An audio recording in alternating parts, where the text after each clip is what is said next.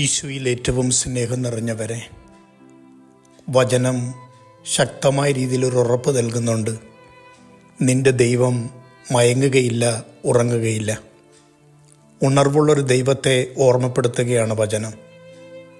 പ്രതിസന്ധികളുടെ മീതെ ജീവിക്കുമ്പോൾ, പ്രയാസപ്പെടുമ്പോൾ, വിശ്വാസം നഷ്ടപ്പെട്ടു പോകുമ്പോൾ, ആരുമില്ല എന്ന് തോന്നുമ്പോൾ, നാശത്തിലേക്കും നഷ്ടങ്ങളിലേക്കും നിവദിച്ചുവെന്ന് തോന്നുമ്പോൾ, ഞങ്ങളെ കരുതുവാൻ ആളില്ല എന്ന് കരയുമ്പോഴും, ഞങ്ങളെക്കുറിച്ച് ആർക്കും ഒരു പരിഗണനയില്ല എന്ന പരിവേദനം പറയുമ്പോഴും ഓർക്കാം, ഇതാ എല്ലാ പ്രതിസന്ധികൾക്കുള്ളിലും ശാന്തമായി കിടക്കുന്നൊരു ക്രിസ്തുവുണ്ട്. അവനെ നോക്കുവാനും വിളിക്കുവാനും പഠിക്കുന്നിടത്ത് അത്ഭുതങ്ങൾ ആരംഭിക്കുകയാണ്.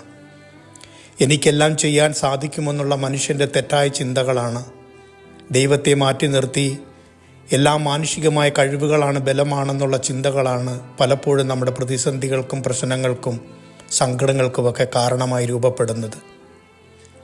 കടലിൽ സംഭവിക്കുന്ന ഒരത്ഭുത കാഴ്ചയെക്കുറിച്ചാണ് വചനം ഓർമ്മപ്പെടുത്തുന്നത്. അപ്പോസ്തലന്മാരുമായിട്ടുള്ളൊരു നൗകയാത്ര. എന്നാൽ അവരൊരു പ്രതികൂല സാഹചര്യങ്ങൾ അനുഭവിക്കേണ്ടി വരികയാണ്.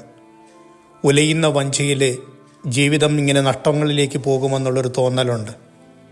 പലപ്പോഴും നാം ദൈവത്തെ കൂട്ടുവിളിക്കുന്നതും വേണ്ടി വരുന്നതുമൊക്കെ വലിയ സങ്കടങ്ങളിലും പ്രയാസങ്ങളിലും അത്യാവശ്യങ്ങളിലുമൊക്കെ ചെന്നെത്തി നിൽക്കുമ്പോൾ മാത്രമാണ്. നമ്മുടെ ദൈവം എന്തുമാത്രം കരുതലുള്ളവനാണ്. വളരെ സങ്കടത്തോടൊരു ചോദ്യം അന്നും ഇന്നും മനുഷ്യരോട് ചോദിക്കുന്നുണ്ട്. നിങ്ങൾ എന്തിനാണ് ഇത്ര ഭയപ്പെടുന്നത്? നിങ്ങൾക്കിപ്പോഴും വിശ്വാസമില്ലേ എന്ന്. അതെ, ഈ ചോദ്യങ്ങൾ ഇങ്ങനെ ആവർത്തിക്കപ്പെട്ടുകൊണ്ടേയിരിക്കുന്നുണ്ട്. എൻ്റെ വിശ്വാസം ഇങ്ങനെ കുറഞ്ഞു പോകുന്നു. എൻ്റെ ദൈവത്തോടുള്ള സാമീപ്യവും സാന്നിധ്യവും ഒക്കെ നഷ്ടപ്പെട്ടു പോകുന്നുണ്ട്.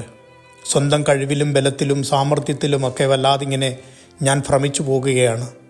എന്നാൽ ഓർക്കുക, ഇടയ്ക്കെങ്കിലുമൊക്കെ ചാഞ്ചാട്ടങ്ങൾ സംഭവിക്കാവുന്ന, തിരമാലകളിൽ പെട്ടുപോകാവുന്ന, ജീവിത നഷ്ടങ്ങളിലേക്ക് പോകാവുന്ന പ്രയാസങ്ങളും പ്രതിസന്ധികളുമൊക്കെ ഉണ്ടാവും.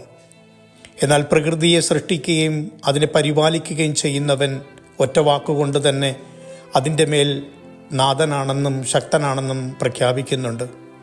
നമ്മളുമൊക്കെ ജീവിതാനുഭവങ്ങളിൽ നിന്നിങ്ങനെ ചോദിക്കേണ്ടി വരും, സത്യത്തിൽ ഇവൻ ആരാണ്? കാറ്റും കോളും കടലുമൊക്കെ ഇവനെ അനുസരിക്കുന്നുണ്ടല്ലോ. എന്നിട്ട് നമുക്ക് മാത്രം എന്തേ ഈ തിരിച്ചറിവുകൾ സംഭവിക്കുന്നില്ല? ബലമുള്ളവനെ മനസ്സിലാക്കുവാൻ ഈ ബലഹീനതകൾ മതിയാവാതെ പോകുകയല്ലേ? പ്രാർത്ഥനകൾക്ക് കരുത്തില്ലാതെ പോകുകയല്ലേ? ദൈവവിചാരത്തിന് വിശുദ്ധിയില്ലാതെ പോകുകയല്ലേ? കൂടെയുണ്ടെന്നുള്ളൊരു ചിന്തകൾക്ക് ആഴമില്ലാതെ പോകുകയല്ലേ?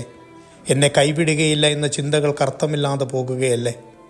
അങ്ങനെ പരിഭ്രാന്തി നിറഞ്ഞും ഭയപ്പെട്ടുമൊക്കെ ജീവിച്ച് മുന്നോട്ട് പോകുകയാണ്. അത്യാവശ്യത്തിന് മാത്രം ദൈവത്തെ വിളിക്കുന്ന മനുഷ്യരാവരുത്. ആവശ്യങ്ങളിലും അവശതകളിലും അനുഗ്രഹങ്ങളിലുമൊക്കെ എന്നും കൂടെ ഉണ്ടാവട്ടെ.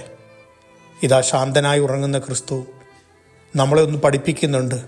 ദൈവസാന്നിധ്യം കൂടെയുണ്ടെങ്കിൽ ഏത് പ്രതിസന്ധികൾക്ക് മേൽ ജീവിക്കാൻ സാധിക്കും. പ്രാർത്ഥനയ്ക്ക് നിനക്ക് ഉൾക്കരുത്തുണ്ടെങ്കിൽ, ബലമുണ്ടെങ്കിൽ ഏത് പ്രതിസന്ധികളെയും അതിജീവിക്കുവാൻ സാധിക്കും. കൂടെയുള്ളവൻ്റെ കരുത്തും കൂടെയുള്ളവൻ്റെ വിസ്മയാവഹമായ പ്രവൃത്തികളുമൊക്കെ ഒന്ന് മാനിച്ചു തുടങ്ങുമ്പോൾ എൻ്റെ അപമാനങ്ങളും ചിന്തകളും ഭാരങ്ങളും ഭയങ്ങളുമൊക്കെ അകലം പ്രാപിച്ചു നിൽക്കും. എൻ്റെ വഞ്ചികൾ താഴ്ന്നു പോകാതെ താങ്ങി നിർത്തുവാൻ കരുത്തുള്ളവൻ കൂടെയുണ്ടെന്ന് മാത്രം ചിന്തിക്കാം. എൻ്റെ ദൈവം ഉറങ്ങുന്നവനല്ല, മയങ്ങുന്നവനല്ല, ഉണർവോടെ പരിപാലിക്കുന്നവനാണ്, സംരക്ഷിക്കുന്നവനാണ്, ജീവൻ നൽകുന്നവനാണ്. വിശ്വാസത്തെ ഒന്നുകൂടി ആഴപ്പെടുത്തണമെന്ന് പ്രാർത്ഥിക്കാം. എൻ്റെ ദാരിദ്ര്യവും ചിന്തകളുമൊക്കെ കുറച്ചുകൂടി നന്മയിലേക്കും വിശുദ്ധിയിലേക്കും ഒന്ന് ആഴപ്പെടണമെന്നൊന്ന് പ്രാർത്ഥിക്കാം. അവിടെ ദൈവാത്ഭുതങ്ങൾ കാണുവാൻ നമുക്കും നമ്മുടെ ജീവിതത്തിനും സാധിക്കും. ആമേൻ.